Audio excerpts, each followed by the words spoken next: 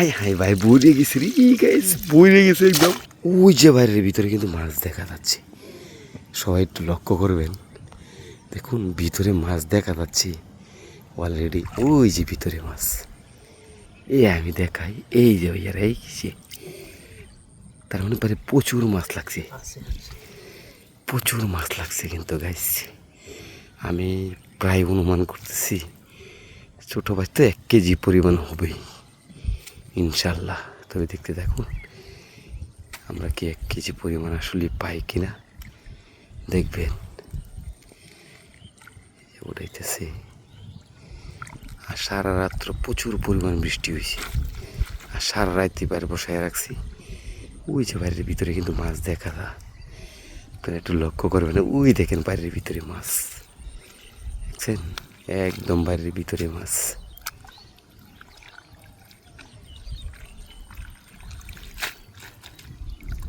এই দেখুন ভিতরে মাছ কিন্তু অস্থির, আবার মাছ একদম ভিতরে একছেন। আর সবার আগে কথা হলো সাইডের মাড়িগুলো না সরাইলে মানে বাইরটা কিন্তু এই মাটিগুলা যাবে, আর মাটিগুলা পাওয়া যাবে না। এই যে মাটিগুলা আগে সরাইতে হবে, না সরাইয়া বাইরে উঠানো যায় না।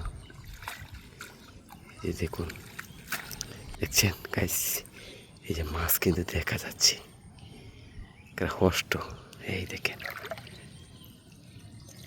হাই হাই ভাই বইরে গেছে রে গাইস, বইরে গেছে একদম। আমার কি আনন্দ লাগতেছে আসলে, বারটা একবারে ভরে গেছি, আলহামদুলিল্লাহ একবার বইরে গেছে ভাই।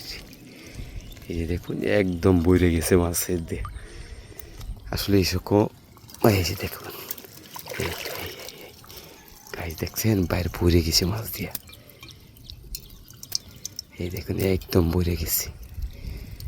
এখন বাইকটা বসাই দিবে, দেখবেন আসলে মাছ পাইলে কিন্তু গাছ ভালো লাগে, খুবই ভালো লাগে।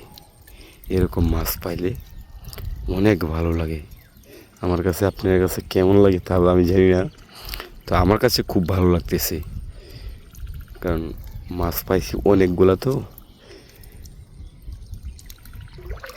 এই যে দেখুন বাইকটা আবার বসাইব, পরিষ্কার করতেছে, পরিষ্কার করে আবার বাইকটা বসাই দিব। এই যে বসাইব এলা,